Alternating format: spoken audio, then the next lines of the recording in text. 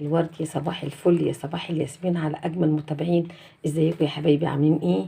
يا رب تكونوا بخير. ان شاء الله النهارده كده هقدم لكم فيديو بسيط وسهل. شويه مشتريات كده جبتها عشان اعرفكم برضو ايه الاسعار في السوق والدنيا عامله ايه. وان شاء الله الفيديو يعجبكم وتستفيدوا منه. ولو كنت جديده في قناتي خشي كده اعملي جوله في قناتي وتعرفي على فيديوهاتي وقولي لي رايك كده فيها ايه. واذا كنت متابعه قديمه معايا منوره القناه بوجودك وبتعليقاتك وبلايكاتك، ما تحرمش منكم ابدا ابدا ابدا. والجداد بقول لهم شرفتوني ونورتوني، واتمنى العيله بتاعتي تزيد كمان وكمان. عيله يوميات مس امال. عندي قناتين على اليوتيوب، قناه يوميات مس امال وقناه منوعات ومشروعات مس امال، والاتنين كلهم حاجات بسيطه وعلى قد الايد. النهارده يا حبايبي بقى انا رحت السوق، مش السوق بالظبط، وانا جايه كده من الشغل لقيت العربيه واقفه بتاعه الجيش، فجبت منها شويه حاجات. ودخلت برضو السوق جبت شويه حاجات من السوبر ماركت وكده كنت محتاجاهم للبيت ضروري. فيا حبيبه قلبي لما تكوني رايحه تشتري حاجه اشتري الحاجه الضروريه اللي انت عايزاها. حاجه مش عايزاها ما تشتريهاش، حاجه هتسوس عندك او بتستعمليها قليل بلاش منها. ليه بقى؟ لان احنا طبعا الدنيا غاليه وبلاش تجيب الحاجه هتبوظ مننا. كنا الاول بنجيب وبنخزن ايام ما كانت الحاجه رخيصه، دلوقتي ربنا يلطف بينا يا رب، الدنيا غاليه والحاجات غاليه. يلا بقى بينا ما اطولش عليكم ونخش الفيديو ونشوف احنا جبنا المشتريات بتاعتنا ايه.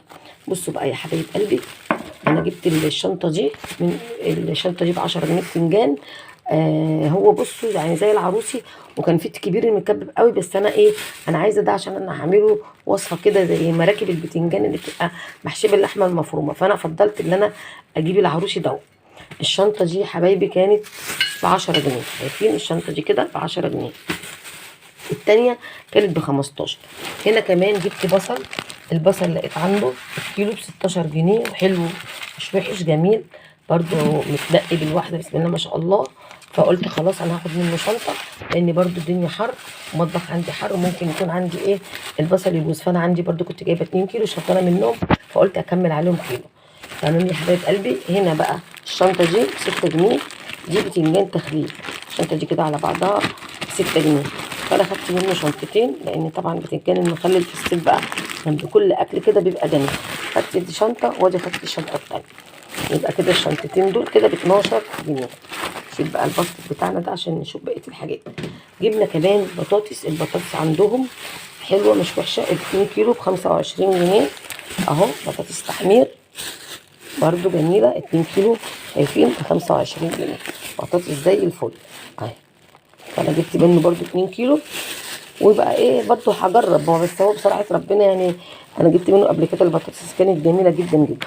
فجبت هنا بطاطس تحمير 2 كيلو ب 25 جنيه. نوسع كمان عشان نشوف ايه طلباتنا اللي احنا جبناها. فدخلت بقى السوبر ماركت برضو جبت حاجات كده كانت ناقصاني. بصوا يا حبايب قلبي، انا جبت الرز الحبه دول قاطعين 33 و90 قرش، 33 و60 قرش دول، نص كيلو شويه 454 جرام، عشان احنا بنحب الرز البسمتي قوي وبحب اعمل منه وصفات كتير. فانا بقول له اديني نص، هو يا دوب يطلع نص نص وشويه.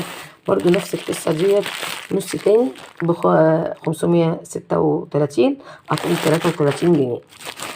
وهنا برضو انا جبت كده كيس كبرته شويه عشان لو حد من الولاد جه ابقى انا اخد برضو الكيس كده مع بعضيه. دول 666 جرام قاطعين 38 65 قرش. ادي الرز البسمتي، لان احنا بنحب الرز البسمتي وبيزيد ويبقى زي الفل وبيتاكل عن الرز برضو البلدي بتاعنا. ولكن انا برضو جبت رز بلدي بتاعنا، الكيس ده عامل 19 جنيه من عند فتح الله. الكيس ده كده عامل 19 جنيه. فجبت 2 كيلو لان مجربه قبل كده جولدن ده لقيته جميل. وجبت برضو نوع تاني اسمه الحمد ده برضو بصوا رزيه بيضه وزي الفل برضو ب 20 جنيه. فجبت 4 اكياس عشان التموين دلوقتي يقول لي ما بقاش فيه رز. التموين دلوقتي يقول لي ما فيش رز، الرز مش على التموين، وفي التموين يقول لك الكيلو ب 34 وب 35. فلازم طبعا ندور على الاماكن اللي بتبيع اللي بتبيع الحاجه رخيصه. تمام يا حبايب قلبي. نخش بقى كده ونشوف كمان. جبنا عدس عشان بنعمل كشري بعدس اصفر برضو اهوت. الحبه دول قاطعين 12 جنيه 75 قرش، 290 جرام يعني اكتر من الربع كيلو.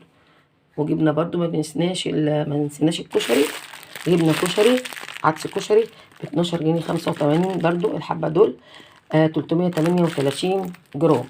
شايفين يا حبايب قلبي؟ فانا بحب كده اجيب ايه الحاجات اللي انا ما اقعدش كل شويه انزل واروح السوق وانزل اجيب طلباتي. لا، انا بجيب الطلبات اللي محتاجاها كل 15 يوم، كل شهر، كل حسب ايه الظروف اللي انا يعني عايزاها.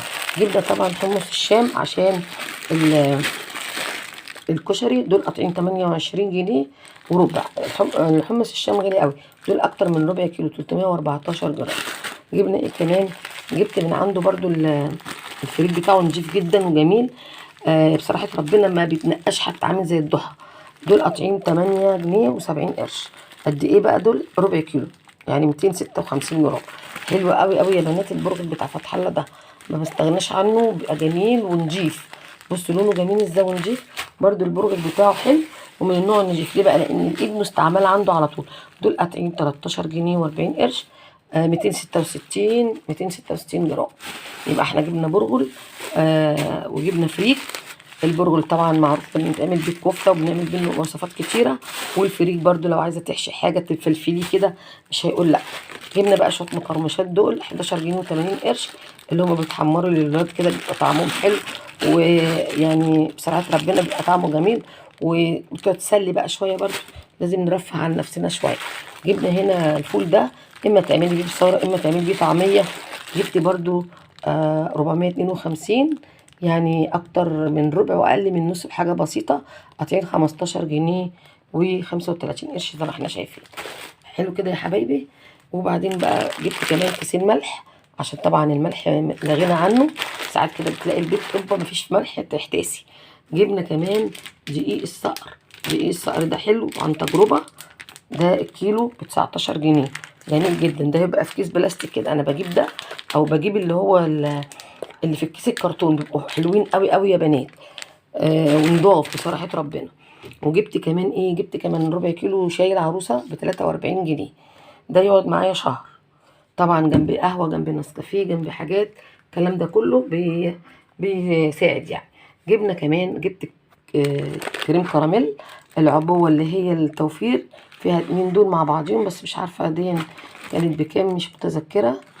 المهم ان ديت بقى فيها ايه، فيها اوريكم كده، فيها كيسين. هي مكتوب عليها حتى فيها كيسين، انا مش عارفه افتحها. فيها كيسين بالعسل بتاعهم. دي برضو بتعمل كميه حلوه وجميله. المره الجايه ان شاء الله ابقى اجيب، مره بجيب كريم كراميل ومره بجيب جيلي ومره بجيب جيلاتي. لازم اجيب حاجه برضو ايه نبسط نفسنا بيها شويه. ودي كانت المشتريات بتاعتي حبايبي النهارده. يا رب الفيديو يكون عجبكم. ما تنسونيش في اللايك والشير مع يوميات او منوعات مس امال حسب ما الفيديو ينزل ان شاء الله كده. تستفيدوا من الاسعار وتعرفوا الاسعار في السوق عامله ايه. والسلام عليكم ورحمه الله وبركاته. ونورتوني وشرفتوني. ما تنسونيش في اللايك والشير والمتابعه، وتعملي متابعه شير لاصحابك عشان ينوروني. وانتوا كمان منوريني يا حبايب قلبي. سلام عليكم.